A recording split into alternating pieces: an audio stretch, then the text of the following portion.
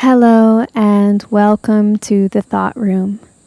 For those of you who are new here, I am your host, Hallie Rose. If you hear the sounds of nature and potentially dusty off-roading vehicles in the background, that is because I'm recording this intro from a little cabina in the beautiful beach town of Puerto Viejo on the Caribbean side of Costa Rica, where I'm resting, integrating, and dreaming up how to make the Thought Room the best it possibly can be for all of you. This week's episode is an interview with 6-time consecutive Mr. Olympia winner, the legendary Dorian Yates. If you don't know what a Mr. Olympia title is, it's pretty much the gold standard of bodybuilding, and Dorian is undisputedly ranked as one of the most celebrated and well-decorated men's bodybuilders of all time. When I first met Dorian, he played a group of us a documentary about his life called The Original Mass Monster. Just to give you an idea of the kind of discipline that Dorian executed during his bodybuilding career, I learned in this film that people had to actually invent terms to describe his back. The term grainy had never before been used to describe a bodybuilder's physique. So you know you're an OG at something when people have to actually start making up terms to describe you. In 2013, in an interview for London Real with Brian Rose, Dorian broke convention by going public about his experience with psychedelics, and it went absolutely viral. In addition to the many documentaries made featuring Dorian, he has been on the Joe Rogan Experience and the Tim Ferriss Show, among many others. Currently, Dorian has over 1 million followers on Instagram and a very loyal following at that. I'm going to be honest, meeting Dorian was a pure and humbling lesson in expectation for me. I think I assumed Dorian would be some kind of, yoked, stubborn bodybuilder dude, and instead I was met with a sweet, kind, powerful, and humble man whose energy emitted a quiet strength that spoke much louder than any meat suit of muscles ever could. In this interview, Dorian talks about his challenges, about the death of his father at 13 and growing up in a rural town in the UK.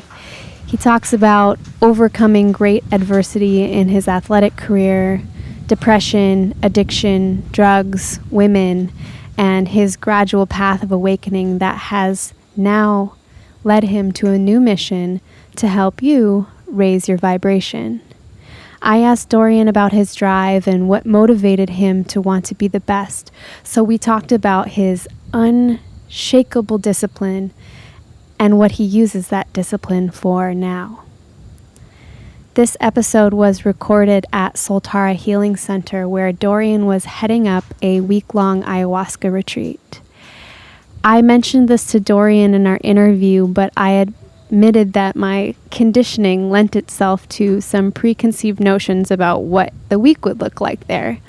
But I was absolutely blown away by what I saw, and Dorian is such a fearless leader. People absolutely flock to him because he speaks his truth so unapologetically. That week I saw such deep healing. I saw incredibly strong, powerful men and women who weren't afraid to cry, and Dorian held space for it all like a lion protecting his pride. He is truly my new definition of a warrior and the wounded healer. I wanted to mention that I've just gotten word also from my friend Melissa, who is one of the co-founders at Soltara, and she let me know they have just released the dates for Dorian's retreats this week. So Dorian is scheduled to come back to Soltara Healing Center and head up another ayahuasca retreat in 2020. And I must say, there's something truly special about Dorian's groups that come through. They really do seem like a family. They bond so quickly, and he's done a couple of these now, and even as the months go by, the groups still stay in touch on WhatsApp and support each other and really become like a little community. So each of these retreats, they only take up to 20 participants, so they fill up pretty quickly. And if it is of interest to you, I'll give you the details right now, and I recommend jumping on that. The dates are November 15th through 29th in 2020, and you will have options for either a 5-day, a 7-day, or a 12-day retreat in a small group with Dorian, if that appeals to you. And also, because you are my friends, I got the hookups for you. So if you go to www.soltara.co/thoughtroom and use the code ThoughtRoom at checkout, you can get $200 off your retreat with Dorian or any other ayahuasca retreat at Soltara. This link and code do not expire, so if that's something you've been thinking about, or you are thinking about, or you just want to keep in your back pocket till it's the right time, write it down and keep it for yourself someday if you feel that call. Again, it is soltara.co/thoughtroom and use the code ThoughtRoom. So it's not soltara.com, it's soltara.co, soltara.co/thoughtroom.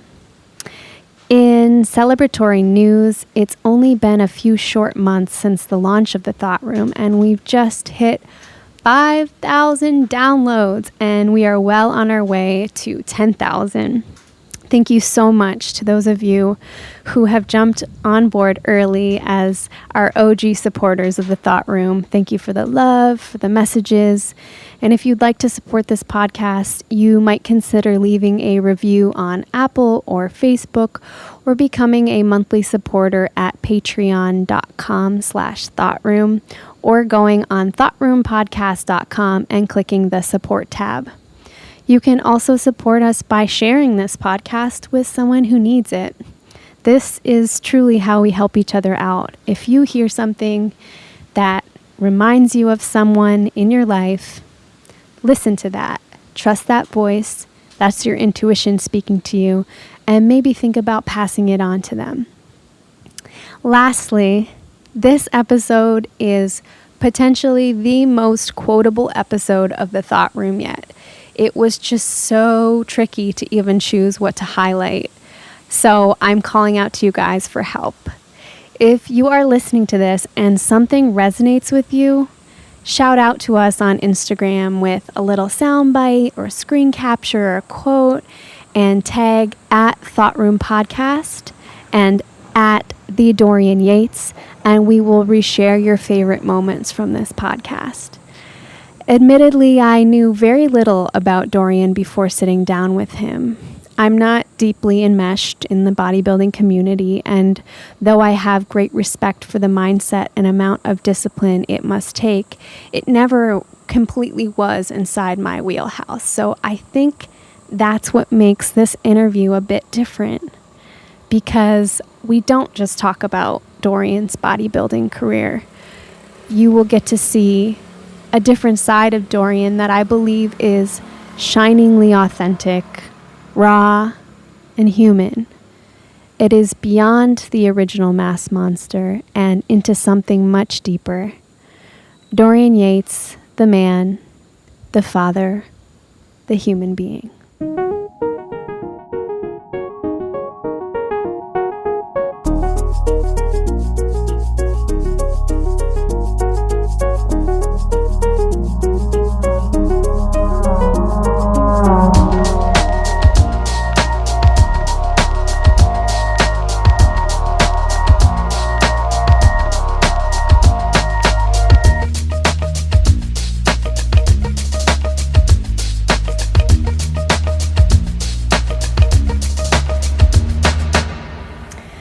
Dorian, welcome to the podcast. Thank you so much for being here. Thank you for having me on. So we are currently at Soltara Healing Center, This is your third time here, is that correct? It's my third time here. It's my third camp that I've been kind of headlining, if you like. I have some history with psychedelics, and I did some podcasts, and I did one in UK. It's called London Real with Brian Rose.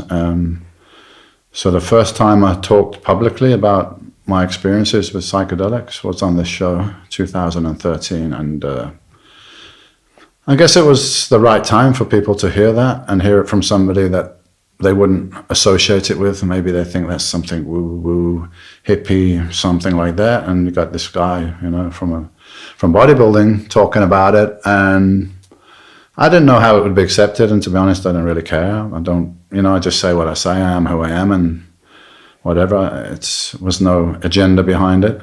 And I mean, it went viral, it went massive. Maybe not just because of that, but that was a big part of it. And people were ready, people were interested and curious. And then Brian himself got curious. And I don't know how he ended up at Soltara, but he ended up here having his experience, and I saw it on the social media. And I contacted him. I said, "Hey, man, it looks beautiful there. How was the experience?" And he's like, "Wow, this is amazing. And the staff is amazing. And Costa Rica is somewhere that, I don't know, I already had in my mind something about Costa Rica that I will go there one day, and there's something significant." And it sounded beautiful. So I said, "Wow, okay.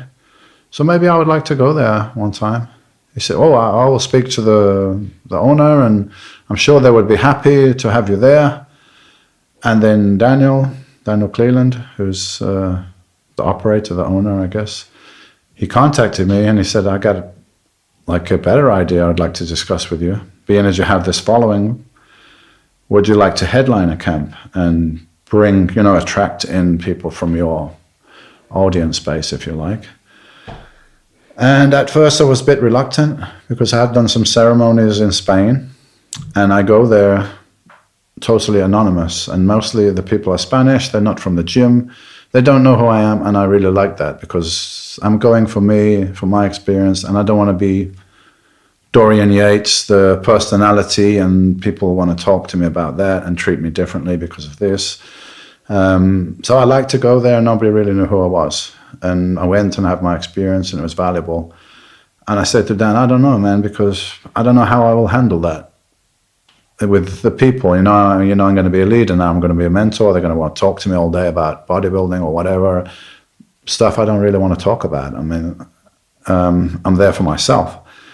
And he said, "Well, I think it could work because you will be the camp leader, the mentor during the daytime. But once you step in the Maloka, then to do the ceremony, then you're in there for your experience, and everybody's there, and they're separate, and there's no talking. And this is now in the hands of the healers, the shaman, if you like, and the Soltara team. So you will still be able to have your experience." So I thought about it, and I said, "Yeah, okay, let's do this." And I came here, and not just the experience of having the ceremonies and the ayahuasca, but being kind of a mentor, a leader for the group. It just came really natural to me, and I enjoyed it, and I liked helping people and sharing my knowledge and experience. Normally, the group is generally a bit younger than me, so maybe they see me as somewhat as maybe a father figure, a leader, and it just worked out really well, and I was very comfortable with the situation. And then the experience in the Maloka was amazing, just as rewarding, or maybe more rewarding than my past experiences. So then I was like, "Hey, this is great." And Costa Rica is beautiful. I came here with my wife, Gal, and we had some little bit of time afterwards to look around. This is just a tropical paradise. This spot where Soltara is a little isolated, and it just seems magical with the jungle here and the beach and all the animals and the birds. So I'm like, "Hey, if you want me to come back again, I'm here." So here I am. We did November 2018, June this year, and November this year. So we've done 3 camps now. And now I have 3 groups of people. And it's not that we came here and we lose touch. I purposely made a WhatsApp group so everybody can keep in touch like a family, and for support, exchange information. They're all, like, literally daily. There's like, I read this book, I got this meditation practice and this breathing practice, and hey, I'm feeling down today, and then people jump in and exchange. And it is really like a family, because when you go through this experience, and we also have sharing sessions, as you know, where people share their experience and their emotions, and people just, this just cracks open your heart, right? So everything starts flowing out, and then you see the person next to you is coming out with all their stuff and all their human experiences and their vulnerability, and they're open there. And this is confidential, we agree, between the group. So it's like a therapy, and you become a family, because perhaps only the people that are there in that group can really relate to what you've been through and so on. And even your family or your friends have been 20 years, some aspects of this, or maybe a lot of it, you can't really share and describe. It can be difficult when you go home. So that's why it's good they have a lot of advice here on integration and stuff that I wish that I had when I first went, because I wanted to come home and like, wow, I want to tell my wife everything and blurt it all out. And she'd look at me like, what's he talking about? And it can be a bit deflating. So the whole experience is amazing. So thanks to Soltara for hosting this camp. When I heard your group was coming through, I wasn't really sure what to expect. I was like, okay, we're going to have this group of like 20 bodybuilders here. Mm-hmm. What's this energy going to be like? I heard it was going to be, what was it, 18 men or...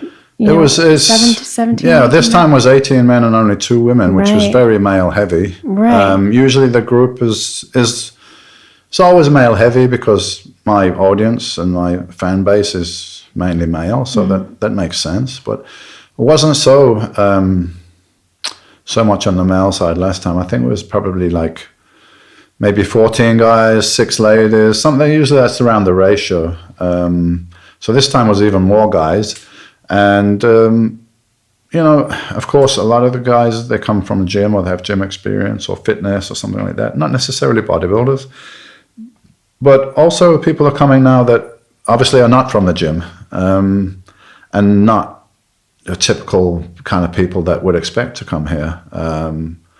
We had one guy here who's never smoked a joint or a mushroom or any kind of thing. Totally, he's from the banking world. And so we're getting different people coming in, which is great that this tentacles of this medicine, I feel, is reaching out to kind of raise the consciousness of people. And there's an intelligence to this plant medicine that is beyond our understanding.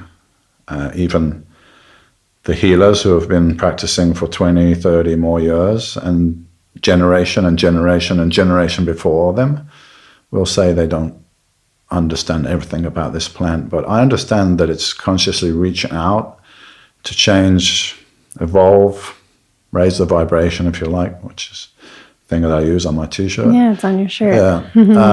It's reaching out there to help consciousness on this planet evolve and help the planet, because if we don't, the planet's in trouble. So it's helping itself as well. I want to talk about this idea of the plants having a consciousness, because some people are definitely sharing this view. I had Dennis here last week, and he also shares that mentality of the plants having this consciousness of their own and actually reaching out to people to help along on this journey. So would you speak a little bit to how you feel that's manifested in your life? Sure. Well, I guess then maybe I should start with my introduction to the plant, which is, maybe it's amusing. I don't know. But my consciousness has not always been at this level, right? So my introduction to ayahuasca was, I had a couple of experiences with mushrooms and acid, and cannabis has always kind of been a little bit part of my life. But it wasn't anything particularly conscious. It was entertainment. And I was in a place where I was drinking alcohol. I was using recreational drugs.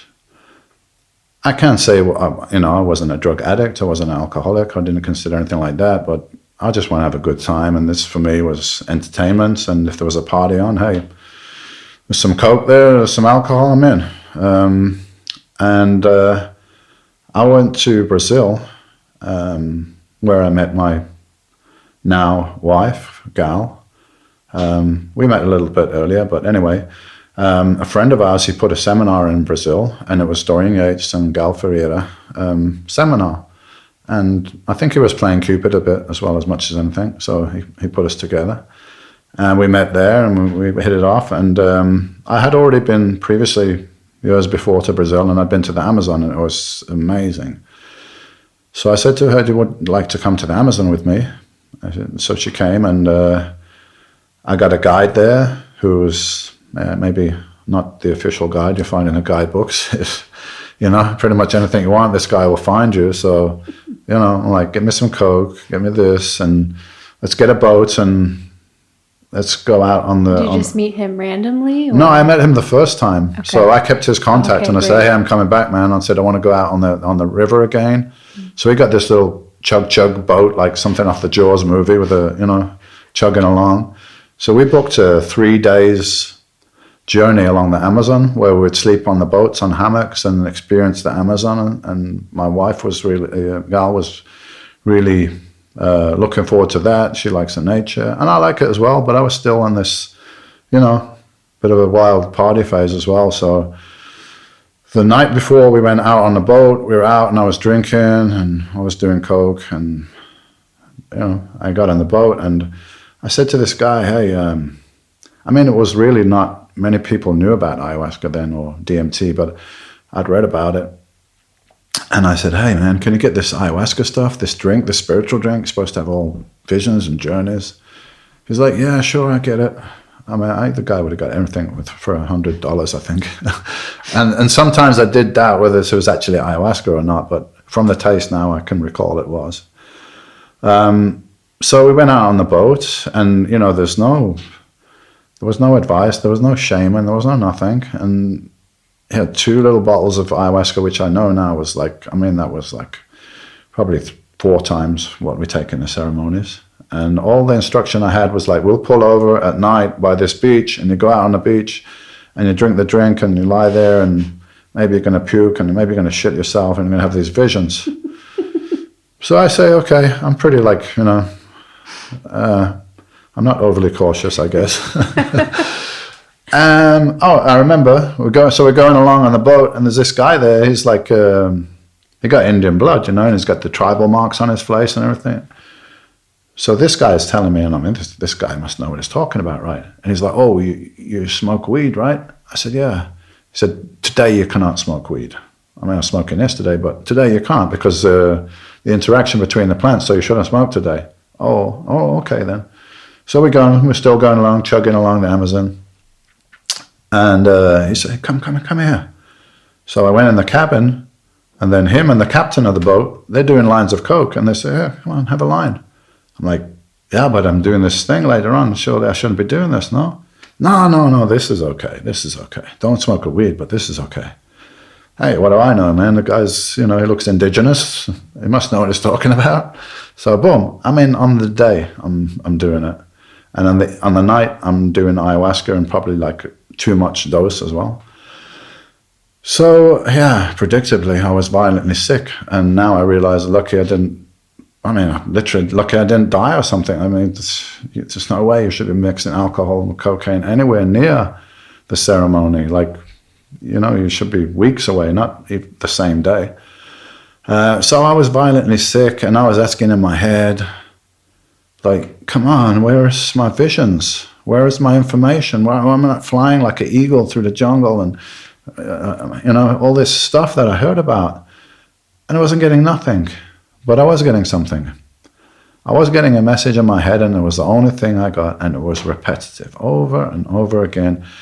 And when I say a voice, because they try to portray these things in movies and everything, and there's no way you can do that properly. So it's not really like an audible voice, like, hey, Dorian, in my ear. It's in my mind. And saying to me, stop poisoning yourself. Yeah, okay. But what about no, stop poisoning yourself. That's all the message I got through the whole night. And I was violently ill.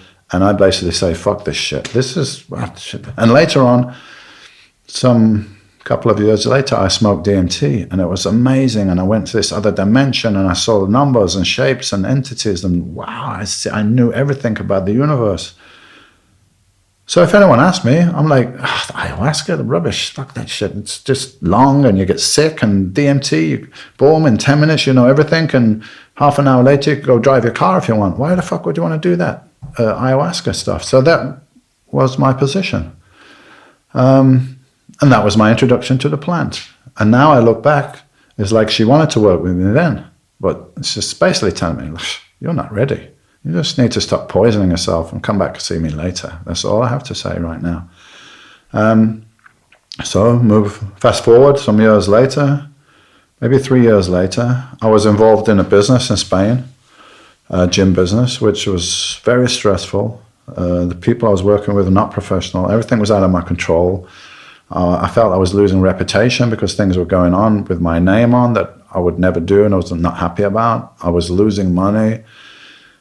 I had suffered from depression after my retirement from bodybuilding. So it's always, if you go into a clinical deep depression, it's always kind of lurking there if you get too low. So I was getting real low from this. I wasn't sleeping. So now I'm taking heavy sleeping medication. Now I'm getting like addicted to the medication and I'm going in a spiral down.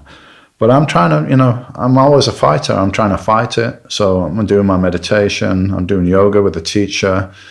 And one day the teacher said to me, a friend of mine is arranging this ayahuasca ceremonies quite near to here. And I'm going to go. Do you want to go? I'm like, shit, I did that stuff before. It was of no use to me. And don't do that. Do DMT. So that was it.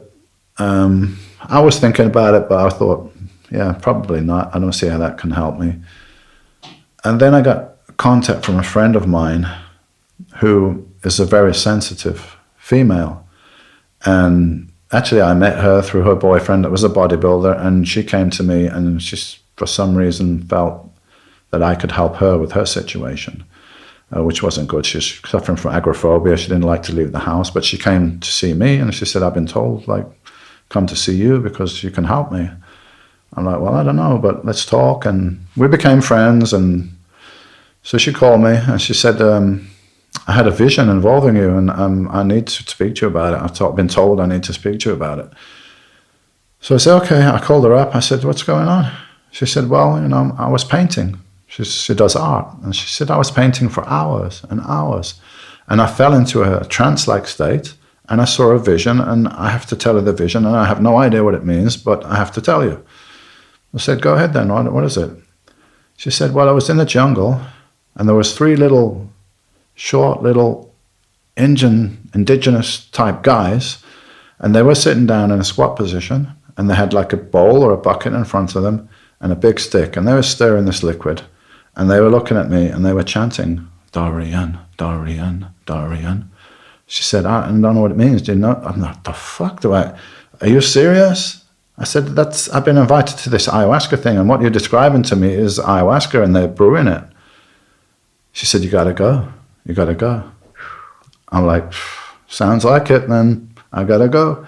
So I went, and the shaman was Shipibo, and he was very high level, 40, 50 years experience, Shipibo, shaman. And I told him my story. And he looked down like this and looked up, the big smile. I said, don't worry. I said, where are you sitting? I said, I'll be over there. He said, okay. He said, your nervous system and your heart is under pressure. You're stressed. He said, I'm going to work on it, don't worry.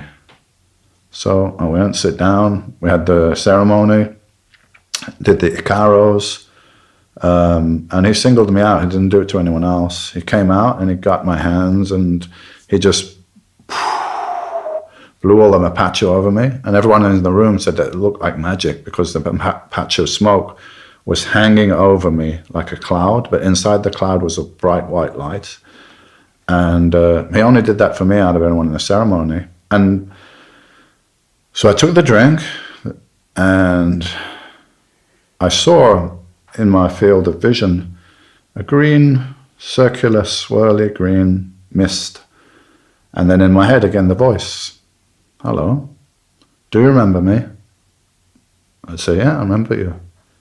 Are you afraid this time? I said, no, I'm good, I'm not afraid. So I can come then. Like very, very gentle. Like even so I can come then. I said, yeah. She said, I'm coming. And don't worry, you're not going to throw up. Nothing, don't worry. She came, boom, and then I saw, the colors, the visions. And then the shaman came and did this with the smoke. And it was just one night. And the next day, I literally felt like a whole new person. Like all this weight was taken off me, all this dark cloud, everything was gone.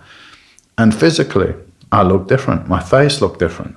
I didn't say anything to anyone. I went to the gym and people wow, man, you look fresh today. What happened to you? And a friend of mine that's a bit more, in tune maybe, he said, man, you lost all your demons. I can see it. So I'm like, okay, now I'm sold on this thing and how useful it is for me, and I need to tell other people about it. So I feel like the plant is so smart. She knew way before me what was going to go on, and that she was going to use me and my platform that I have to reach out to other people, and they will come with me, they will come here, and they will be changed, and then they will reach out to people around them, and it's a whole domino effect and a ball that's rolling. It's going out, it's going out, it's going out, and it's changing people's perspective, it's changing their vibration, and it's reaching out and changing the consciousness of this planet and changing the outcome, because I've learned to believe, or maybe I'm learned to know, because I'm pretty clued up. I know what's going on in the world. I know who's pulling the strings, and I know there's dark forces here that manipulate and control. And I used to think, what can we do? What the fuck can we do against these forces? They control everything. We're so powerless. What can we do? Create a revolution? Fight them? We can't fight them. They control militaries and everything. We can't fight them physically. And I realized you don't have to do any of that, because the world is a reflection of us. So if you can change yourself internally, you will change the reflection outside. You will change your experience. Every time I come here, I get an upgrade.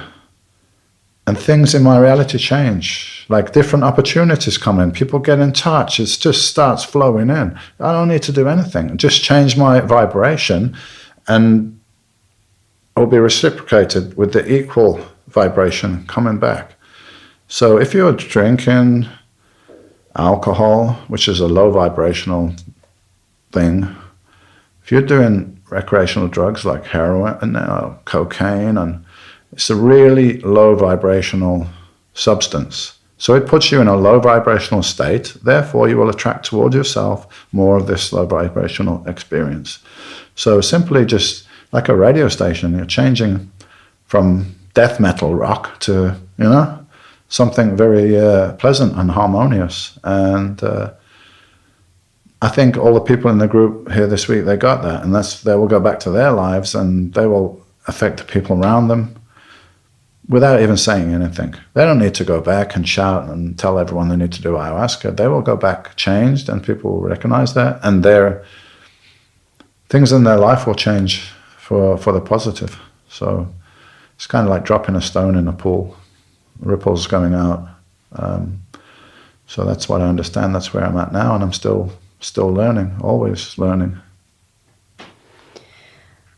I love the way that you talk about bringing this medicine to other people and sharing about it, because I think it can be problematic, and it's one way in which people get turned off to the medicine is anything can become a religion if we're proselytizing to other people. And so what I appreciate about you and your approach is that you're just being. I'm just being me, and I'm living you. And speaking my truth. Right. As it is. And that's what I understand right now. So some people listening to this, already have medicine experiences with ayahuasca. Others have interest in it and are open to it. But there could be some people who have so much fear around this, or think that this is just another cultish, insidious thing. Sure. What do you say to that group who maybe a sliver of a hair inside of them has a curiosity that wants to believe? Well, that's it. The spark has to be there, and if you're ready, you're ready. If you're not, you're not. And there's no judgment in that, because, yesterday I was an idiot. 10 years ago I was an idiot in my eyes. Maybe it's a way to put it. It's like we're constantly evolving, and 20 years ago, maybe Dorian would have thought, this is some mumbo-jumbo shit, I'm not interested. And that's fine, that's where I was. We're all in a different place. So I'm not evangelical about it. I don't go around shouting about it. I'm just doing it, and I'm putting it out there. And the ones who are supposed to hear will hear, and the ones who are supposed to come here will come here. And I got faith in that. So it's happening as it's supposed to happen. And like I use this analogy sometime I got in my head, like the chrysalis, it's going to turn into a butterfly. In order for the chrysalis to turn into the butterfly, some cells have to awaken and start changing. But I'm sure they don't all wake up at the same time. So one cell will wake, another one, and slowly. Maybe some cells are going to wake up later on. But once it reaches a certain tipping point of momentum, it's happening. So I think the world, the way it is a chrysalis right now, but the shell's cracking, and it's going to turn into a butterfly. How long that's going to take? Is it going to happen in my lifetime? I don't know, man. It doesn't matter. It's happening. And if it takes 100 years or 200 years, how long it takes is just nothing in a timeline anyway, which a drop in the ocean. Yeah, which anyway, the time don't exist, but we could go even deeper on that if you like. Hey, I'm game. I love this. This is such a romantic picture or metaphor of this chrysalis. I think both in like the micro and the macro sense, because I'm thinking about each individual and this idea of, yes, each cell is changing, but what's actually happening inside the chrysalis is parts are dying. Yeah. And new parts are being birthed. And I'm sure for your own experience, you've seen that old parts of you, quote, died. Fall away, yeah, like a snake's skin coming off. And, I used to be more black and white in my thinking. Now that's all kind of gone. Right. I had one lesson one time about my relationship with cannabis, because I just love cannabis. And I've had friends and friends of friends that have had like severe and even terminal cancer.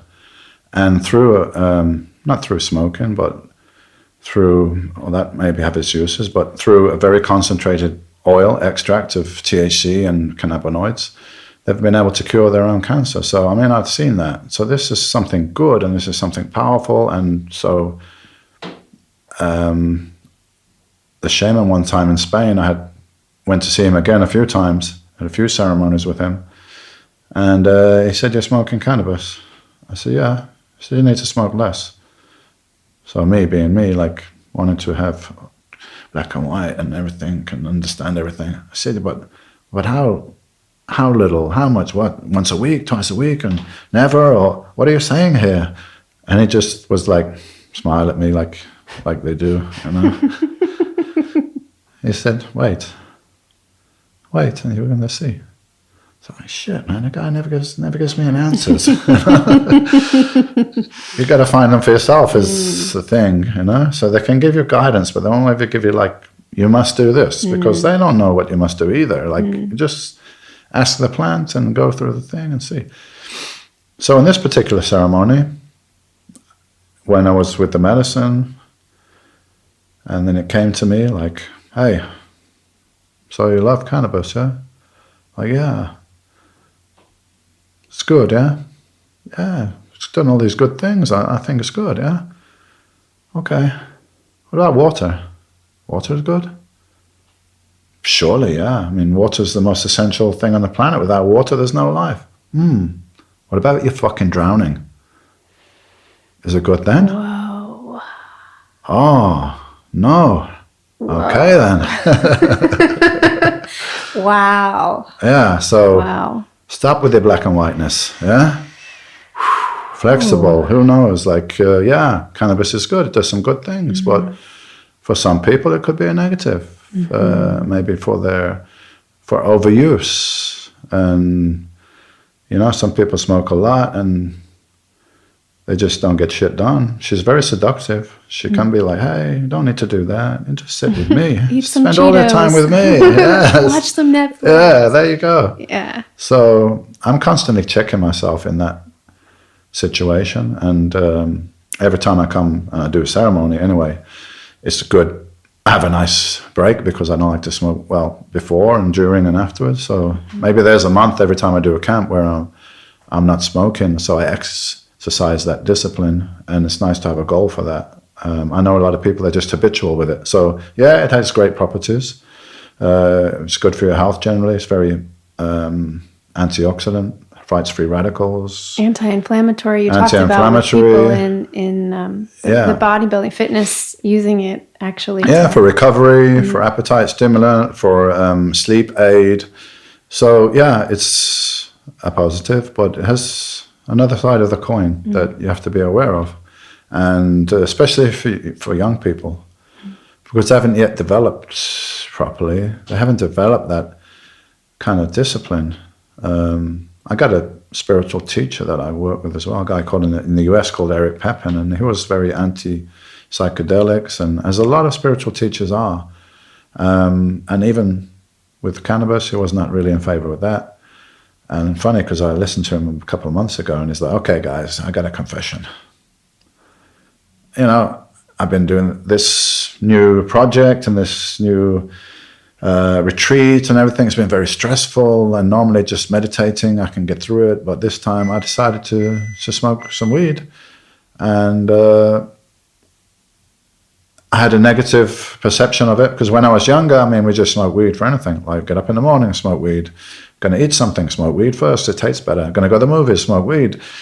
And you end up not getting things done. So he said, now I'm older and I got discipline. I'll wait, I'll do my work day, I go home.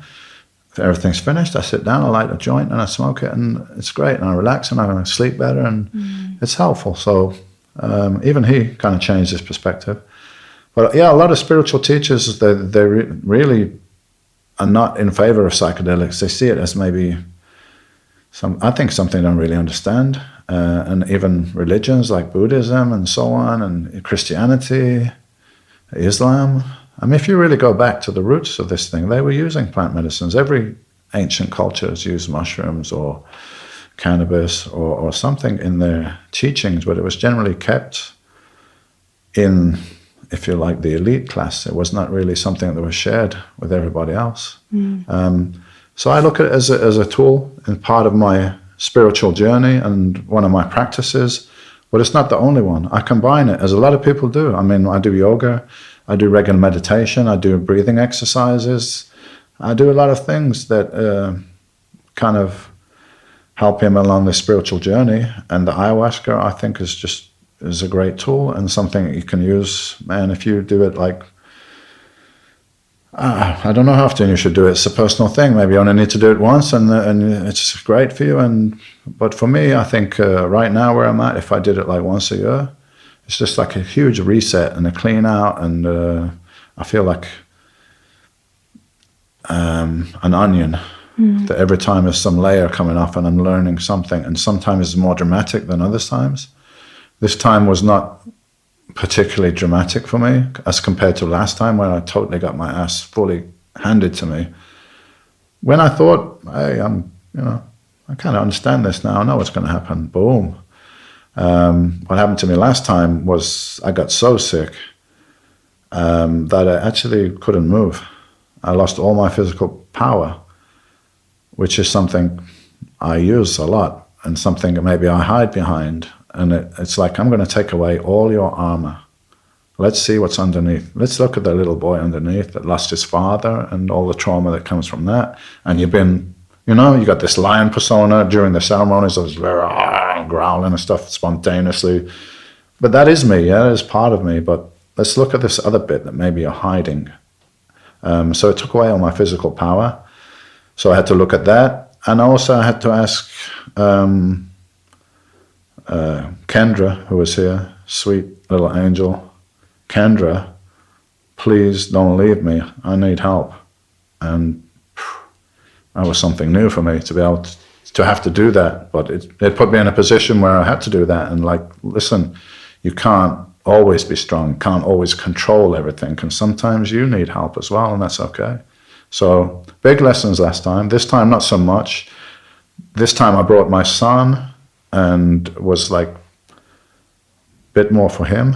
And not just for him, but for our relationship between each other and family healing. So that was amazing that happened.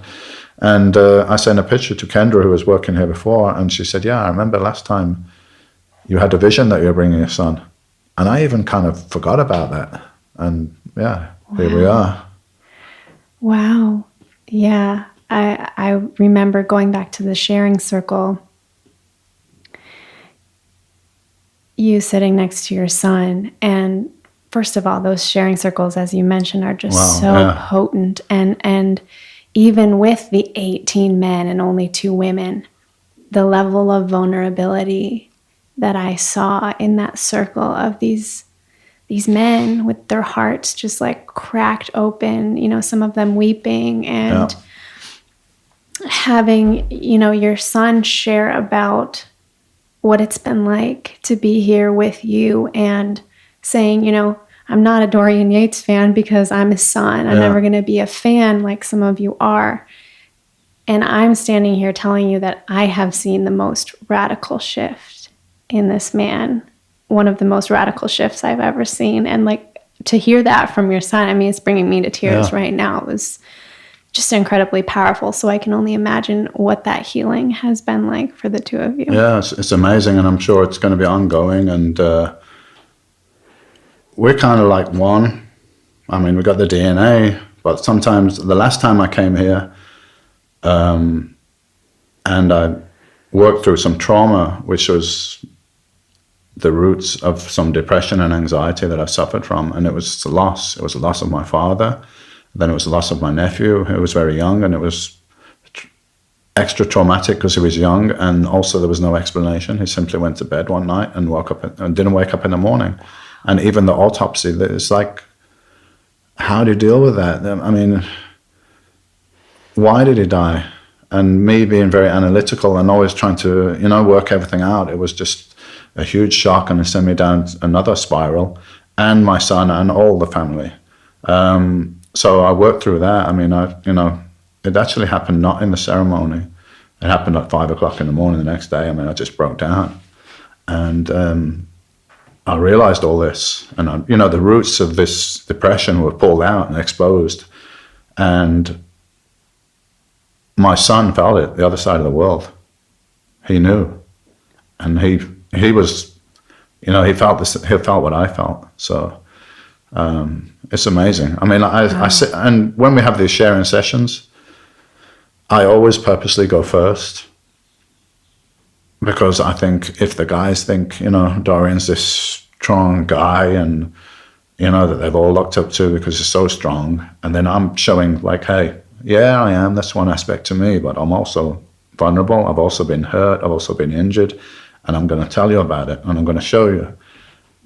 Then it's easier for them to let go, because, hey, if Dorian can do it, then we all can do it. So that's why I make a point of always going first on the sharing. Wow, that's really powerful. Yeah, I saw the way that the men were with you this week, and just watching the interactions, I didn't know a whole lot about you. You know, I heard about your titles, obviously, and things like that. But the respect that I have for you after this week and seeing how these men look to you is really the most profound part, and really speaks to your character. And you really are like the leader of this pride, so to speak. And you have this tattoo, right? Yeah. So let me tell you about the tattoo. So I always had this fascination with lions. I know it as a persona of a lion. And when I used to be training in the gym, I used to think I'm a fucking lion because I just want this power and I want to generate this power. And it was helpful. And then in my house, I got lion painting, lion sculptures, lion things. And I did a ceremony in Spain. I did, before I got to Soltara, maybe 10 ceremonies with a couple of different shamans, and this one was with a Colombian shaman.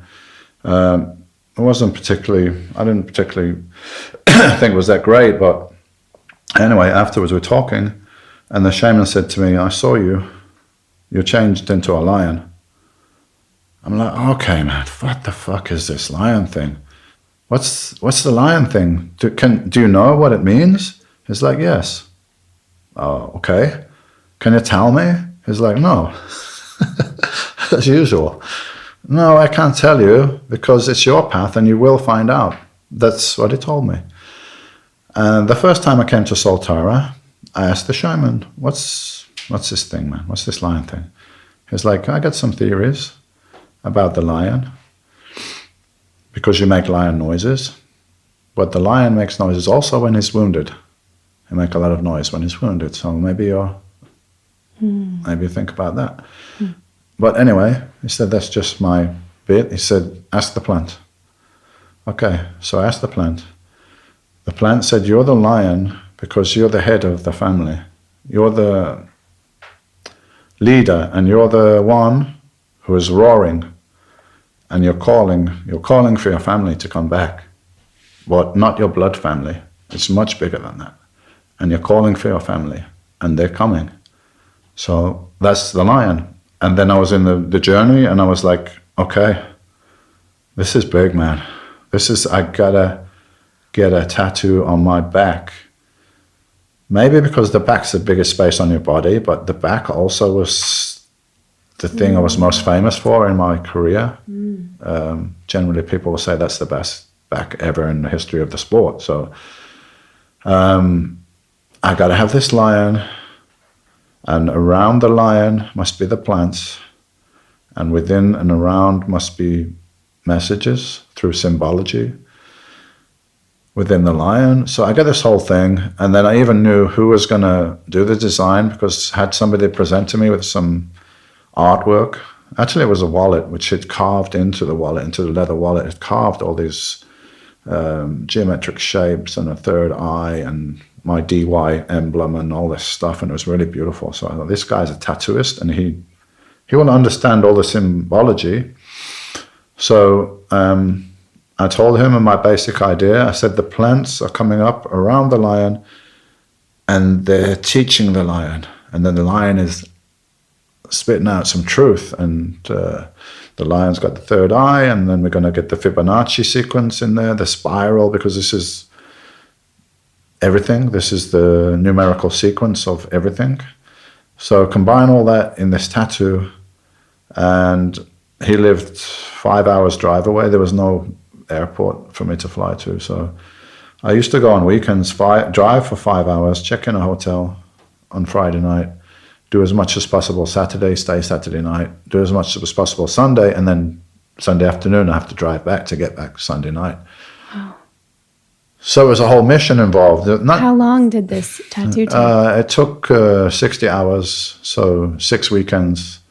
But that was all part of the process. And the pain and everything was like making this thing more valuable. There's so much gone into it. And not only that, his time as well, which he donated for free. And him and his wife, they're both artists. So they closed their shop every weekend. I went up there and just concentrated on doing this. So there's a lot gone into it from myself, from them, and time and pain and everything. So a new layer. I mean, it's like I'd gone to a new place. I'd gone to a new place with this tattoo, and people are fascinated by it, either in a good way or like, oh, what the hell did you do? You covered up your back now. And but 95% of people get it. So there it is. That's a story with the lion, and I guess I'm in with the plants now. I'm just a humble servant, I guess. I was thinking about back when you were talking about what your kind of daily practices are between yoga and meditation and breath work. Was there, I mean, obviously there was probably a point in your life where you thought all these things were just nutty. Like there was probably a past Dorian who never would have done yoga maybe. Yeah, sure. I wouldn't probably have done yoga. But I was not completely away from it because my whole bodybuilding career was not just physical. It was like a whole mental aspect to it and visualization and so on. So it was always part of it. But I probably would have thought yoga is a bit of a woman's thing. I don't know what they're doing. It looks like nothing to me. That's so easy. Right. Well, I lift fucking 600 pounds. Like, what? This is not interesting for me, and it's for women. Mm-hmm. That's it. That's what I thought. Meditation, I was curious, I guess, but I didn't pursue it. I didn't really know how to do it. And sit, what do you do? Just sit and be quiet. I don't know how useful that is. How do you do that? And so there's some kind of interest there. And like, I suppose my initial introduction into anything really, like before I did bodybuilding, was martial arts. I was a big fan of Bruce Lee and so on. So there was always that, mental/spiritual aspect to everything I was doing. So I wouldn't have been totally opposed to it, but yoga would have been something, hey, that's for girls. I don't need to do that. Right. I think you were talking about how you used to use like active imagination going into the gym. And in a way, that's maybe even before you knew what it was. You had a mindfulness practice. Where did that come from? That idea, okay, today I'm going to visualize myself lifting the exact amount of weight with the exact amount of reps. How did that come about for you? It came about my obsession of learning how to be the best and leaving absolutely no stone unturned in that process. Of course, the training and the nutrition and all this stuff, but I knew the mental aspect was a huge part of it. And so I would read, sports psychology and stuff like that. So this is before we could really Google mostly everything instantaneously. There was no internet for my whole career. Bookcases full of things you were just studying, right? Books, magazines, reading, anatomy, sports psychology, visualization. I didn't really know, as consciously as I do now, what manifestation was and how you do that, how you project that out to the universe. But in any case, I was doing it. Mm-hmm. I mean, literally, of course, I had to have the physical tools as far as body type and, having naturally shaped muscles and low body fat and stuff. This is from my parents. This is my DNA. Genetic, the tools to work with. But many people will have these tools, but only one person is going to be the best in the world. So my thing was to make the most of these tools that I've got, and I had always a huge psychological advantage over everybody. Why do you think that was? I mean, just absolute focus. It's all I thought about. It's all I thought about too. Maybe even the detriment of my family and a little bit and everything else, because all I thought about all day long. If you think about something all day long and you project that all day long and you believe it with all your heart, it's pretty likely to happen in a good way and a bad way, right? If you're walking around all day thinking, woe is me and my life's shitty and I got no money, the universe just hears that and thinks, oh, he wants to continue with this. This is the signal that I'm receiving, and I will give back the same. So I was believing in the possibility that I could do this and I could go to America, which is now the bodybuilding fitness world, if you like, is much more international. Then in the 80s when I was starting was it was an American sport with all American champions. And you were coming from a really... I was coming from a most unlikely background, industrial city of Birmingham, and a little shitty gym, and they got all these big gyms, and the food's not so good in England, the weather's terrible, all these factors that should have been against me. But I had a really just strong belief in myself. And extraordinary focus, just all the time. I mean, I used to, not all day long, it was nighttime as well. I used to dream about being in the gym and lifting weights, and what I would do is just literally all the time. So if you project that all the time, I mean, something's going to happen.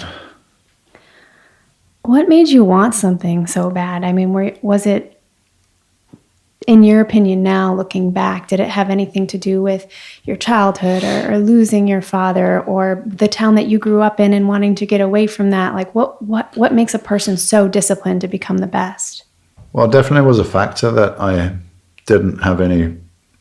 My father, in any case, my family was not like a normal family.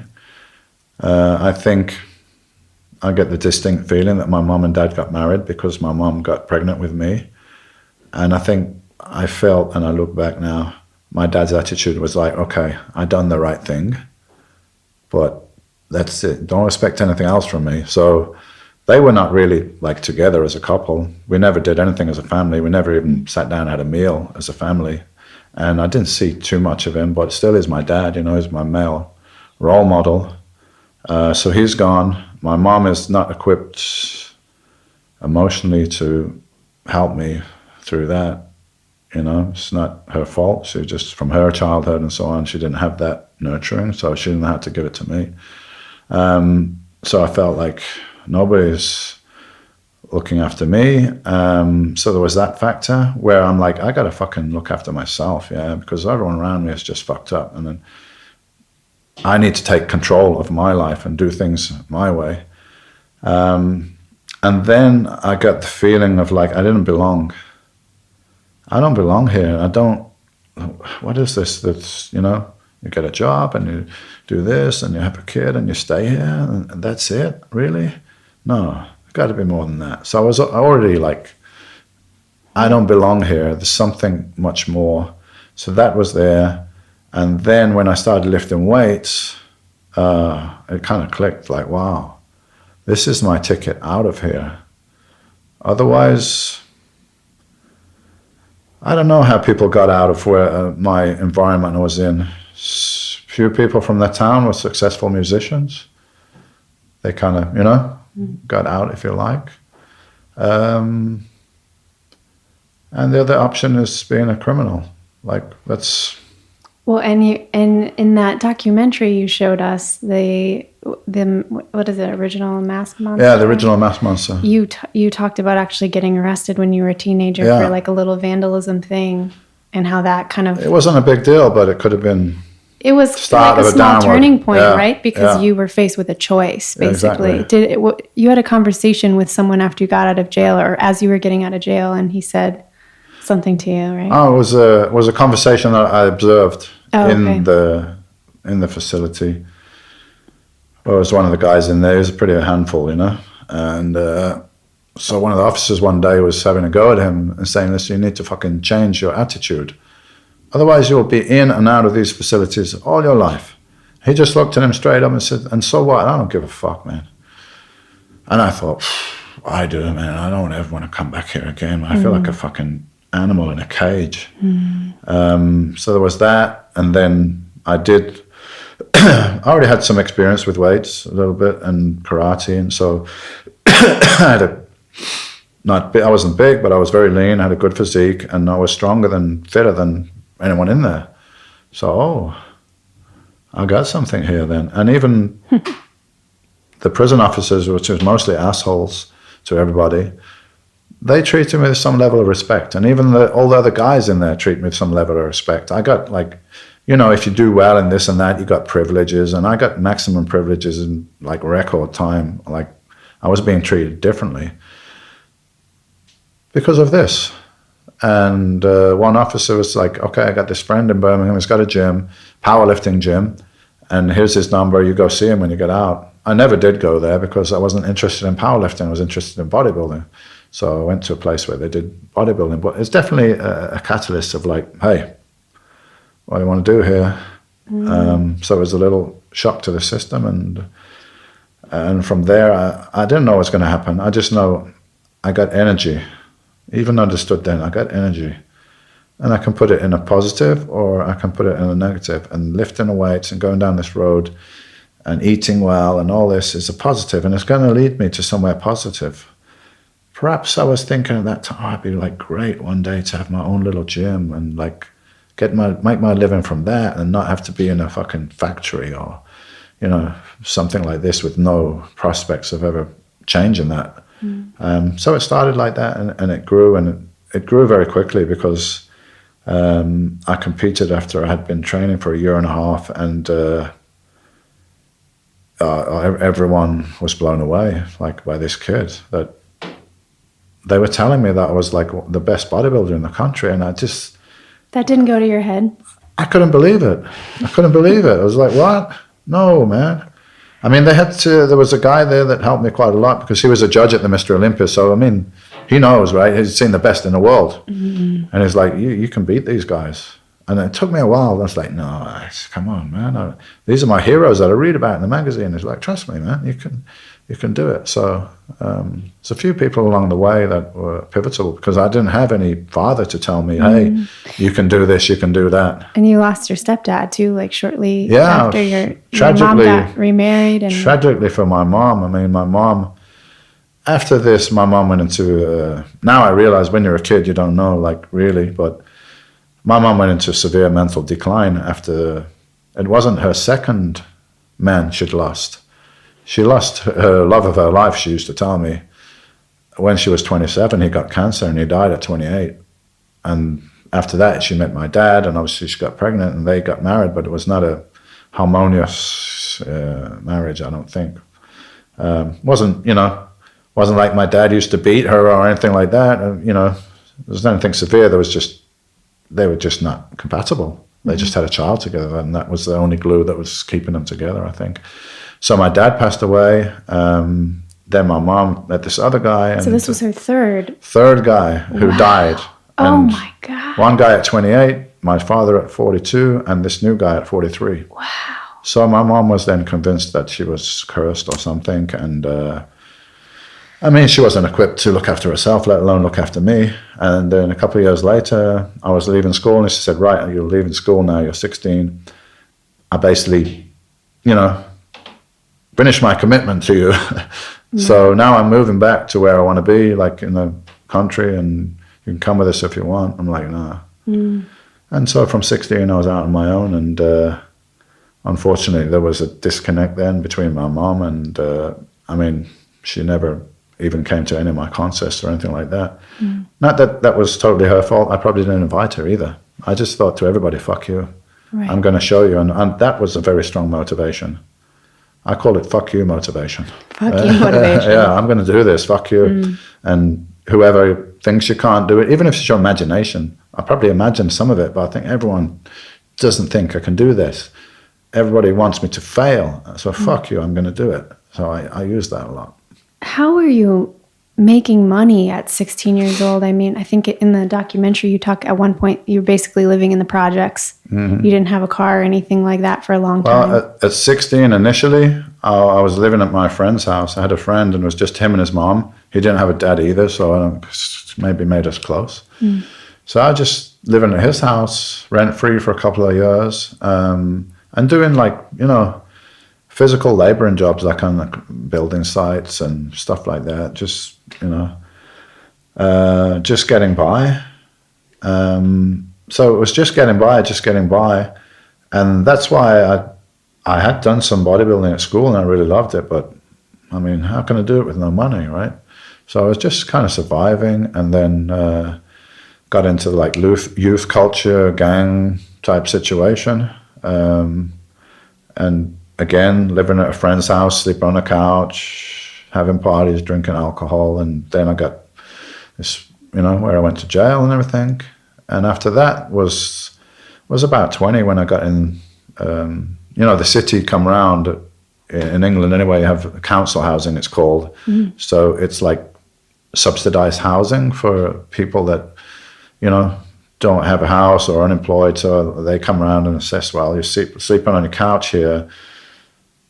There's a lady with a child in the house. There's 5 other people here. It's overcrowded. It's not suitable. We give you a place. So you were granted a home, basically. Yeah, I was granted a home, like reduced rent and everything. But I was always a worker. I'd just get a job and work. There was no other option anyway. So I was a worker, and so I was just getting by. You said you were about 20. Yeah, and then when I very quickly won the British Championship, that was after 2 or 3 years of training, then somebody came along and said, hey, this gym business looks like it's a good business and it's taken off and you're a British champion, and let's open a gym together. I'm like, yeah, well, that would be great, but I got zero. I got zero money. It's like, okay, well, you've got the name now, you've got the status.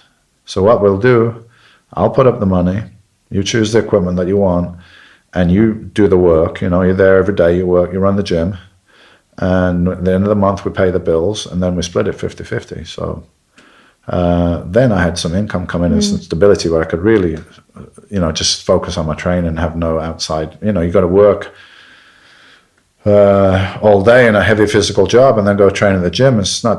Maybe it's not ideal, but anyway, I was still progressing very well, and now I got the gym, and from there it was a lot easier.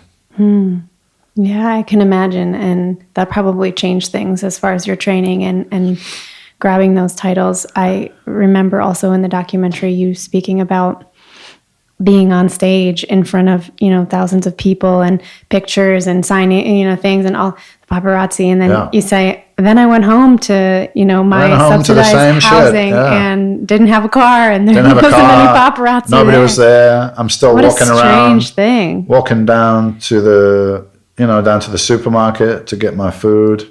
I used to go every day to the supermarket because my fridge didn't work, so go and you're there and back every day and walking around the estate. I mean, nobody fucking knows that this is a guy that's just won the British Championship. You're trying to eat to train, and you don't even have a fridge that works. Just so every day I'll go get a little food, a couple of cans of tuna and some eggs and this is incredible. Stuff like that. It is incredible now I look back, but when I was doing it, it just felt normal to me. So I'm on this estate. I mean, nobody knows. Maybe they see this kid walking around that looks like pretty chunky, like he goes to the gym or something, but that would have been it. There's no internet. So like the bodybuilding contest results and things like that, articles would be in bodybuilding magazine. So unless you bought a British bodybuilding magazine, it wouldn't know who I was or appreciate it. So I was still going everywhere on the bus for another year. Until I got the gym. And then, I mean, it's funny because my dad taught me to drive around the field. We had these fields behind the house. He taught me to drive when I was 12. So at 12 years old, I knew how to drive a car. But I didn't have one until I was 25 because I couldn't afford one. I couldn't even afford to pay for the lessons. And, I wouldn't call up my mom and ask her for anything. So, mom can have some money for driving lessons. So very independent and very much like, I'm going to do this on my own. And that kind of strength and individuality just always followed me. I always did things my own way. My whole training system, my approach was opposite to everybody else. Like the thing was training 2 hours a day, 6 days a week. And I come across these training principles that were logical and scientific. That inspired me, and I did my own thing. I was training like 45 minutes, 3 times a week, 4 times a week. Very, very intense, very heavy, but short blasts. And everyone's telling me that it's no good, and all the guys. But I always had this inner confidence to follow my own path. So that's something I had that was just always with me. Wow. And how about now? What is exciting you most at this current phase? Because you retired at, what was it, like 35. 35. I retired from bodybuilding. I'm hugely grateful for that whole experience. And it made me who I am. It gave me the platform. well, it's not my world anymore. It's part of it. Yeah, it always will be, of course. But I look back and I think this was already preordained. It's already was meant to happen. And I never felt like I want to do this. I always felt like I fucking have to do this. It's life and death, literally, like life and death feeling that I have to do this. If I don't do this, I must die. That's how strong it was. And now I'm realizing that was not for selfish reasons, although bodybuilding is all focused on yourself and your body and your diet and everything, and you have to isolate yourself a little bit, so it can seem very selfish. But now it's given me this platform, and those periods where I was lost after bodybuilding from the injury and like, who am I now? What do I do? What's my purpose? Okay, fuck it, I can't work it out. Let's have a good time. Let's take drugs. Let's have as many women as I can. Let's fucking feed the ego. Like, you know, went through that period, and then I came out of that period. And now I know what my role is. Now my role is to help the evolution of consciousness on the planet and reach out and touch people. And the other practical aspects of my life, like my business and stuff like that I was struggling with, is now all being taken care of. The right people came in at the right time, and this all being taken care of. And I was here last time, and I was outside with Scott, and this other Dorian came down and took over me, like my higher self. And he was much fucking wiser and cooler than me. And he was telling me, like, man, you're worrying about this and that and the finances. It's all taken care of, brother. Do not worry. You just do what you need to do now. That is taken care of. So I feel good. I feel great. And like, I don't like, people worry about getting old and stuff. I'm looking forward to it because the future is bright and I got things to do, and I know how to look after my physical and mental and spiritual to be healthy and to be able to enjoy this journey. And, you know, this is a vehicle I've got, right? And it's took a lot of fucking abuse. It's took a lot of beatings, from injuries, from the severe training, from the steroids in bodybuilding, from recreational drugs. There's at least 4 times in my life where I really should be dead. I mean, really. A couple of times people had to save me, and accidental overdose. One time I had internal bleeding. I could have died. But it's simply not my time. I got things to do. So I know what I got to do. My path's clear. Not to say that every day is all roses. Some days I have my down days and my doubts, and that's important for people to know, right? You will. You know, I try to tell the group here, like, now you're fucking on this high, and it's had this revelations, and you feel amazing, and it's going to continue like that. But you will have some days where you're going to doubt everything. You're going to doubt yourself, and it's kind of supposed to be like that. And you'll always have some challenges cropping up, but overall, I see my future is very bright. I actually wrote some stuff down. I showed it to my son when I was here last time. I was scribbly writing, and it was like, now everything's being taken care of. Your loved ones, your family, everything is being taken care of, and your path is clear, and you know what you need to do. And that's where I'm at, and I'm looking forward to the future. My son is now in a much better place after being in a bad place for a long time. I can see he's out of that hole now, and we're actually now going to be working together with my nutrition company, DY Nutrition. So good to have my son on board next to me, like a king and a prince, you know, going forward. Mm-hmm. He's got a lion tattoo as well, doesn't he? Yeah, he does, yeah. So he's the young lion.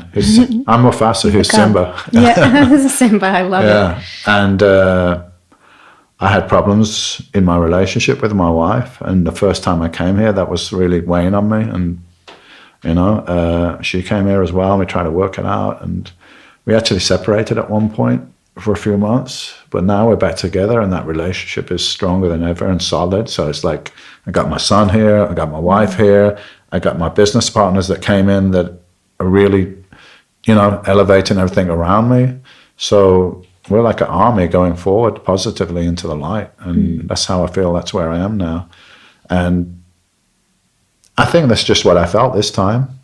You know, I was purging and stuff like that, so it was a bit physically demanding, as it can be. But it wasn't any real, like, I didn't get beat up like last time. There wasn't not major revelations. It's just like, hey, just keep what you're doing and look at all these people that you're helping. And not just all the people in the group physically that have been in contact with me, just through my talks and just through me posting a picture sometimes and saying something. People are like, wow, man, you saved my day. And I don't know how many people have come up to me at appearances. And there's the thing, when I do appearances, the audience is different. Generally, they're like very young, like in 20, 21, early 20s. I'm like, shit, you're not even born when I was competing. So it's not necessarily everything I did in bodybuilding that's touching people. And I get people coming up now, average 2 or 3 people on each physical appearance I do at an expo or something like this. And they come and they grab my hand, they look in my eye and they say, man, you don't know, but I wouldn't be here without you. You did this, you said that, whatever, and it's just helped me. And you don't know me, you don't understand, but you saved my life. I mean, you can't get any better than that. If one person, you were able to get that from one person, that's massive, but there's a lot of people. So it's just the feedback is coming back to me like, Dorian, just keep doing what you're doing, man, keep doing what you're doing. And, you know, sometimes there has been resistance, especially like from people in the bodybuilding community. Oh, what the fuck's he doing now, man? He's got skinny and he's into this woo-woo hippie shit and drugs and everything. What the hell happened to him? You know, we want him to be that guy still. But as I said, I always had that very strong independent streak. And I said in an interview with Brian Rose one time, I said, the greatest freedom in the world is when you simply don't give a fuck. You don't give a fuck what anyone thinks about you. Because if you're going to be affected by what people say or think about you, or, I mean, you don't know what they're thinking about you anyway, but it's just your idea of what they're thinking about you. I must be like this, I must be like that, otherwise I'm going to upset my fans, I'm going to upset my parents, I'm going to upset my kids, and people won't like me anymore. Oh, fuck all that shit, man. Just be who you are in the time. It's your life, it's your story, to write your story how you want to do. As long as you're not hurting anybody else or imposing or restricting anybody else, just live your life. And otherwise you're not living your life. You're living your life the way you think somebody else wants you to live it, and that's just a waste of life. Yeah. Wow. I'm getting downloads today. Ask me anything. Yeah. I'll fucking tell you. Well, you know, I'm actually thinking about when you were talking about bad days. And this is something that I like to ask people on this podcast, because I've had my own struggles with chronic depression and almost not coming back from those nether worlds. And I think it's a thing that's still stigmatized. We don't talk about it, but everybody has their struggles. And so what I'm about is, on those bad days, what are your tools for getting out of that space? How do you raise your vibration? Well, I just try to think about the positive things. And I mean, I got to say that physical exercise has saved my life. At some points, if I didn't get my ass out of bed and go to the gym, and now it might not be the gym, it might be yoga class, it might be cycling in the mountains, it might be just walking in the nature. It's like, I use this a lot with my son, because we have this, I said, watch this Rocky movie, where he's having this thing with his dad, you know? And it's like, his dad tells him, son, in life, it's not about how hard you can hit. It's about how hard you can get hit, and you fucking get knocked down, and you get up again. So you got to get up. If you get up and you get out and you do something and you exercise, that's going to affect even your brain chemistry with the serotonin and dopamine and these things, neurotransmitters, which create our mood, right? And now, like when I was in Birmingham and it was fucking cloudy and it's raining, it's harder, but there's always a gym, right? So I could feel like shit. I really could feel like shit and just feel like fucking doing nothing and just sitting there. And like when it gets hard, like after I retired from bodybuilding and had an injury and I stopped using steroids, which really affects you mentally. I didn't really think about it at the time, but it's huge. These powerful hormones, and you take them all away, and you don't have any male hormones being produced anymore. This will put you into depression, right? Then my nephew died at the same time. Then my marriage is falling apart. And I don't know who I am. I don't have any vocation. I mean, I had daily suicidal thoughts. Like, you get that voice in your head, like, listen, man, if it all gets too much, I mean, hey, we always got this option, man. You just check it out. Because there's negative forces out there, there's negative spirits, there's negative entities that get in your ear and they will whisper to you. And that happened to me a lot. And I just had to pull myself every day, which was not easy. Every day, just fucking go and get to the gym. Go and train. And none of the guys at the gym knew this, that I was feeling like this. They probably might think, hey, maybe he's a bit down. But, I'd go to the gym and I would train and I'd feel a bit better. And I'd put this social time because you're now talking to people and you're out of your fucking bed. You're out of your pit. I don't have no, hey, magic answer for this. It's not fucking easy. But all I can say is get up. Don't sit down. Don't sit on your ass too long because then you start spiraling. So exercise, physical exercise has saved my life. I mean, without a doubt. And there's so many people that tell me the same thing. So that's my lifeline. It always has been. And I can still get these thoughts occasionally if I'm having a real bad day. But it's more distant now. It's like, yeah, you could just shut the fuck up, man. Fuck off. Yeah? Yeah, it's like that now. You can recognize but it'll still come in if it's getting real stressed. There's been periods where I've had financial stress, and then I'm like beating myself up because I'm like, you're this fucking famous guy, man. You've got millions of people following you, and you've done this incredible thing, and you've worked so hard. Like, you've worked harder than 1,000 men in your one life. You shouldn't be in this situation. And then I start beating myself up, but everything's for a reason. Sometimes things have to fall apart. Like, if I could have not get injured, if I was God, if I was in control of my life, I wouldn't have got injured. I wouldn't have had somebody close to me die. Oh, this wouldn't happen, this wouldn't. But all these things that at the time were real crises were like a catalyst to make me into the person I am now. And even and to give me empathy. Like, I'm trying to help people now. If somebody's coming to me and they're like telling me that they've got depression, they got alcoholism, they had drug use. If I hadn't been through any of that, how can I really help them, man? I don't believe in these people who are therapists who want to help you with your problems, but they never had no experience of this themselves. As Bob Marley, one of my heroes, said, he who feels it knows it. So unless you've been through that shit, you don't know what you're talking about. Don't talk to me. Yeah. So I'm thankful for all those experiences now because it made me the man I am now. Although I would have done anything at the time to avoid it. Really anything. But I'm not God. I'm not that smart, Now I know they were for my benefit. And I feel I probably don't have to experience too much of those really dark days anymore. But hey, there may be some. But I know I've been through everything, so it can't touch me anymore. And I had some, maybe what you could say, some dark experiences with psychedelics where you go in a dark place. And it doesn't last very long now. It's almost like they recognize me. I say, hey, remember me? Fuck you. You're not nothing. You're not even real. You're just a fucking figment of my imagination. So I'll go. And sometimes I feel it when I ayahuasca. I feel I'm like, hey, it's me. Fuck off. That's it. So yeah, I've been through a lot, but it's made me who I am now. It's made me be able to relate to people when they're talking about their problems, and maybe then I'm more able to help them. It's the wounded healer archetype, and I can't remember where I first heard this idea, but just it's all energy, right? So even the sadness, the depression is kind of like stuck energy, and when you don't know what to do anything.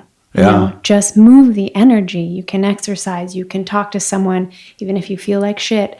You go out and walk. Just go to a coffee shop. Just go to a park. Yeah. Watch people on a park bench if you have to. Just be out and be open to the energy shifting itself. You don't necessarily have to force it. You don't have to will yourself into feeling better. It's really a process of allowing it to shift on its own. And movement is great. And if you if you can't move, and just get somebody to move you and put you outside, get in the air, the nature. I mean, we live in an artificial environment.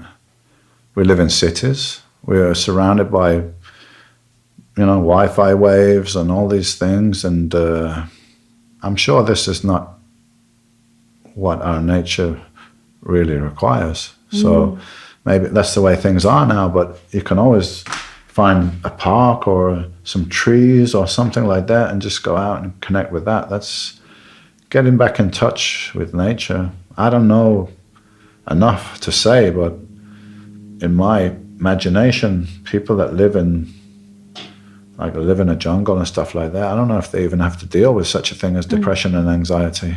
Yeah.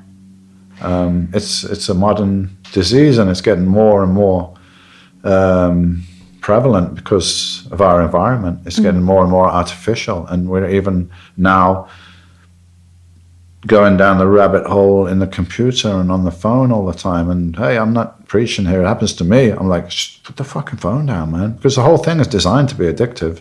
So, not saying don't use it, but let's have some balance here. Sometimes turn the phone off, go for a walk, go exercise, get a break.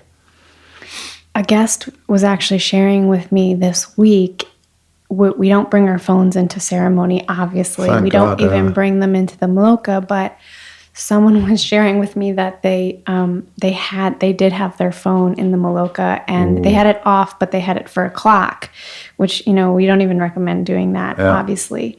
But he admitted he had it, and he said at one point in the ceremony he moved it, like, for some reason under his pillow because the light was too bright or something like that. And he said a few minutes later he felt this feeling, tingling, burning, radiating on the left side of his face, and he went, what the fuck is going on right now? And then he had this awareness, and he's like, oh, my phone is still under my pillow. And he said, whatever I was hooked into at that moment was allowing me to see the electromagnetic field current coming, the radiation coming off of my phone. And he said, before this experience, I never really believed that. We hear about microwaves, we hear about Wi-Fi, and he's like, I can't see it, so I don't really think it's true. And he's like, but this experience changed all that for me. And what I said is, like, you look at a table, this table right here, it looks solid. Guess what? It's not. It's just a bunch of particles that are vibrating atoms, very close together. So science will tell us that, and we believe that, yet why are these all these other things that we have such a hard time accepting, Yeah, I try to have some, I use the phone as much as anyone else probably, but I'll never have it in my bedroom, and I won't have it in that room where I'm sleeping. And I try to not look at my phone in the morning until I've done my breathing, my meditation, and I break my own rules sometimes. I'm like, shit, why don't I do that? It's just like draws you in, curiosity, but you never feel as good. No, I do the same thing. It messes my routine already. Sleep with it on airplane mode. Yeah. And I will not let myself look at the phone until I've done my readings, my meditation, stretched my body, moved a little bit, because it preps your mindset for the whole day. And it's like, what do you want to be that first sip of the world that day? Exactly. You're like getting up in the morning and you're setting your vibration for the day. So let's start the day with a meditation and a breathing and some stretching and drink some water. And now we're in a good vibe. Now you open your phone and you've got bad news in there. But you will handle it a lot better because you're already on a high vibe. So, or you can wake up in the morning, first thing, get up, open your phone. Shit, oh no, bad news, stress. It's hard to reset now. Even if you do your meditation and breathing afterwards, it's hard to get over that initial... It's momentum. Yeah, initial input for the day. So, spirit, I mean, fortunately, I have this background from bodybuilding, which is all about discipline. So it's really compatible with spirituality because you need discipline. So I got that background, which maybe makes it a bit easier. But yeah, you got to set your day and have some discipline there and some goals. You mentioned Bob Marley earlier as someone that you look up to, and I know you said before you love his music. I feel like people are always asking you questions about bodybuilding and this and that, rightly so, but what I'm most interested in is like who you are as a person, and we talked about what you're doing now, but it's like, what are some things about you that, like, what kind of music do you like, and what are you into when you're not doing your thing, speaking to people? Music, wow. I mean, I just feel that I don't have any musical talent, but I just love music. And, you know, it's like my whole life has a soundtrack. Wow. And it depends. I'd like to hear that soundtrack. Yeah.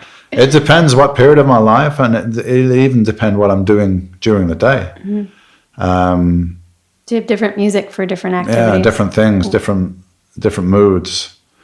So when I was training in the gym and there was this hyper aggressive machine of a man, I had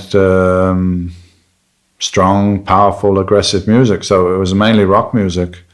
Guns N' Roses was a favorite of mine. That was mainly on a leg day because that was most intense. Welcome to the Jungle was the soundtrack to my leg training, like for many, many years. I wouldn't play anything else. That was the soundtrack. I liked Pearl Jam and Soundgarden, some of that like Seattle grunge music as well. It was all rock music, guitar, like hard. I feel the energy from it. So that push energy. And reggae has always been a constant, like for me, because I kind of grew up with it.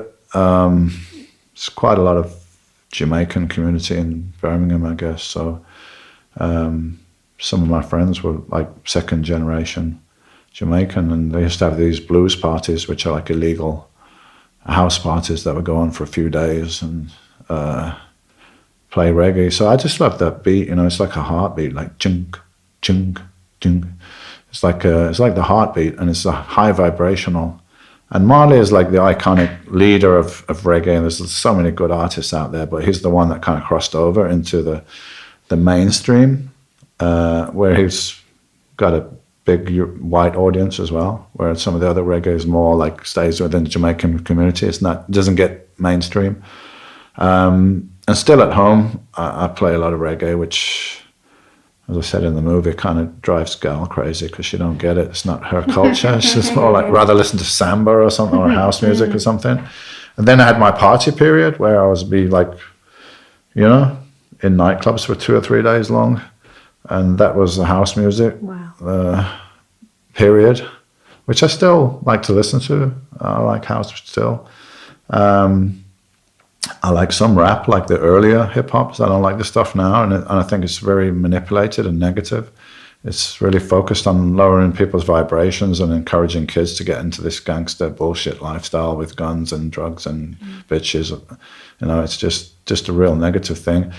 And now the music industry is much more controlled and manipulated, where if an artist is really talking about something conscious and spiritual and like talking about the negative stuff that's really going on in the world and who's behind it, that will stay at street level. They won't allow it to get mainstream. So the earlier stuff I like. I don't like the stuff now.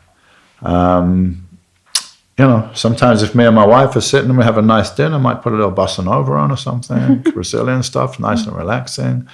So it depends on the mood, but I love music. Been going to a few concerts the last few years. I go back to England, meet up with my friends, and we go back to the old school ska and reggae that we used to listen to when we were kids. So I listen to that. But yeah, music is very important. It's very little time that I don't have music around. I have music in my car. I used to play house music when I'm riding in the car, or reggae. I have reggae at home usually. And in the gym still, I might like a bit of rock music if I'm in there and training people, because I still want to get in that zone, in that energy. So I'd appreciate, and like normally, like I'm pretty knowledgeable on music. If there's a song on, I like to always like say what year it was, because I can think back in my mind when that music was there, what was I doing?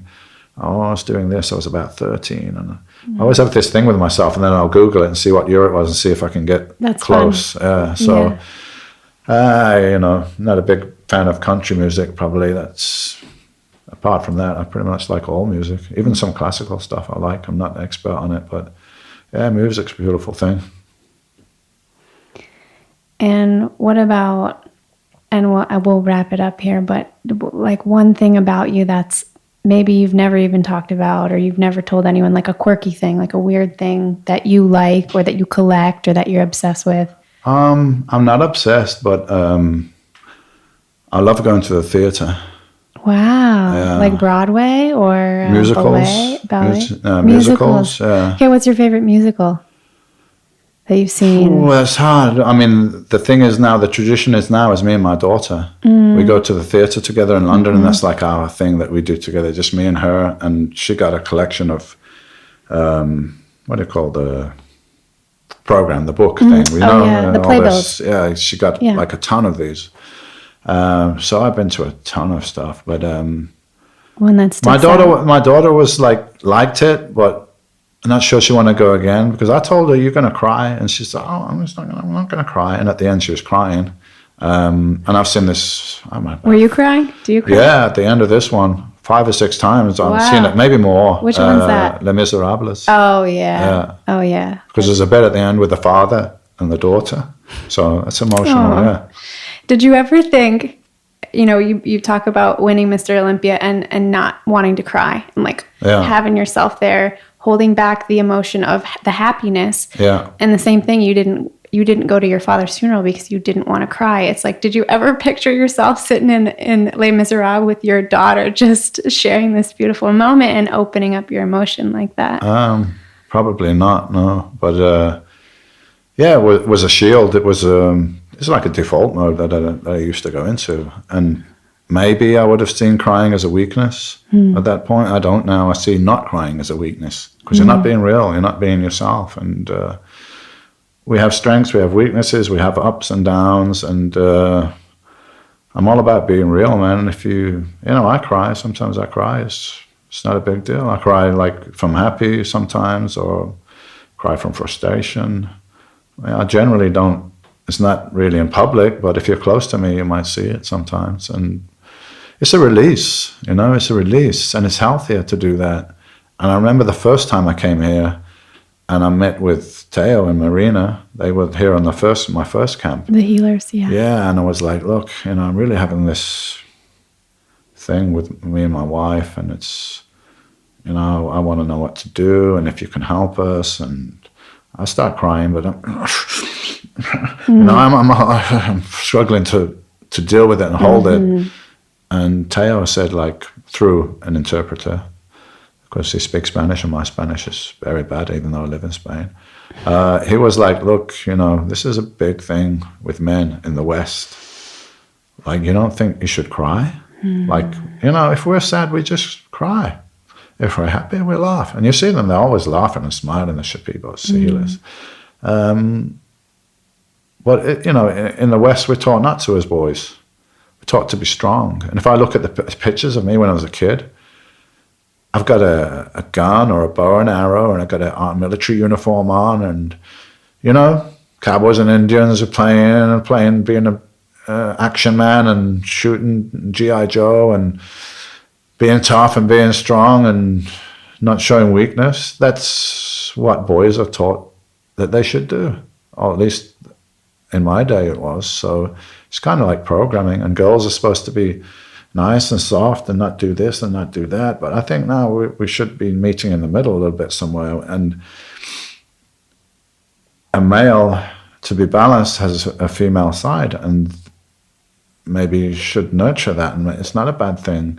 And maybe a woman don't have to be, submissive and weak, and she can be strong. She's just as strong as a guy, maybe stronger sometimes. So getting in touch with that and becoming a complete and balanced person is what it's all about. Dorian, thank you so so much for sitting down with me today. All of your wisdom. I want to ask you. You got me on a good day. I've seen you have a lot of good days this week. I'm really impressed by you over and over again. You've got this wisdom in your eyes. I can see it. I can see that you've been through a lot, and it's humbling to sit down with you. And I'd like to ask you too, where people can find you and find DY. Yeah, online. You can find the main page that I manage and I'm on all the time is my Instagram page. So that's the Dorian Yates. Mm-hmm. You can get in touch with me there. dynutrition.com is my nutrition company. You can also get in touch with me there and see about my products and so on. So yeah, those are the main channels. Will you be doing another retreat hopefully in 2020 at Absolutely. Soltara? We haven't put a date on it yet. Well, I'll definitely be doing at least a 1 week camp. So keep a lookout on my Instagram. We'll announce it on there. And they do sell out quickly. So as soon as I know something, I'll let you know. I kind of feel, and my feeling is not usually too wrong, I kind of feel that we'll probably do it around the same time next year. Mm-hmm. There's a possibility it could be before that, but I have travel commitments and so on. So, I would like to do more. I'd like to bring more people to this thing. So we'll announce it. But, if for some reason you can't make it to my camp, come to Soltara anyway, even if I'm not here, because the team is amazing. I'm not saying there's nowhere else that's any good, but I don't know. I haven't been there. And I think here Soltara is a perfect balance. The group's not too big. It's 20 people maximum, including myself. So maybe there's 18 guests. So it's not a big group, so you can really get the care. You got a great team here. You got the healers, which is they're just magical, amazing people. Let's talk about how much these guys put into this to become healers.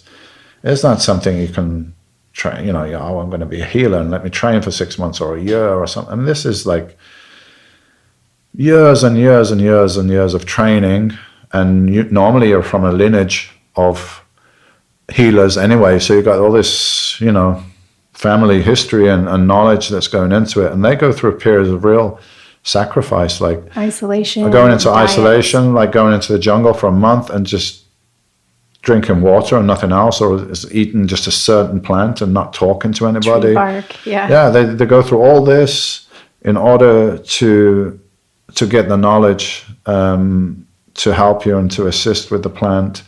And when I see them in the ceremonies and they're doing the Icaros, which is the songs that they sing to individual people, which are vibrational tools, I guess, I get it. That's how I see it anyway, to direct, and the plant is working with you with your particular needs and problems or whatever it is. It must be exhausting to do that for hours and hours every night. So they're amazing people that they've got here, the healers, which are traditional, but also importantly have some kind of Western type integration and understanding, because the Shipibo healers, they don't come from our society, they don't come from our culture. So we need maybe something maybe a little different than if we were rural Peruvians with their life, which is maybe much more simple. In the West, we have complex problems. So here at Soltara, they have kind of Western integration as well. They have a Western psychiatrist on board and the facilitators that are fantastic, magical people. And, they're here, they're dedicating their lives to service, to helping people. So it's a fantastic place, set in a magical setting here in Costa Rica, beautiful nature. Whenever I'm here, I love to go down to that little beach. Mm-hmm. I go down there every morning at 5:30 and go swimming. Mm-hmm. So it's a magical spot. And for me, it's I feel at home here. It's like a home of mine. I might come here for only a couple of weeks a year, but it's definitely home for Dorian Yates. So, if you look out on my things, you want to come to my camp, but if for some reason you can't make it and you want to somewhere to do, this will be the place that I would recommend. Excellent. Thank you so much for joining me today. All right. Safe travels. Thank and you. I hope to see you soon. I got 3 days of R&R now, and I'm going to eat some chocolate tonight. Perfect. All right. It's all about balance, right? Yeah. Thanks. Thank you, Dorian.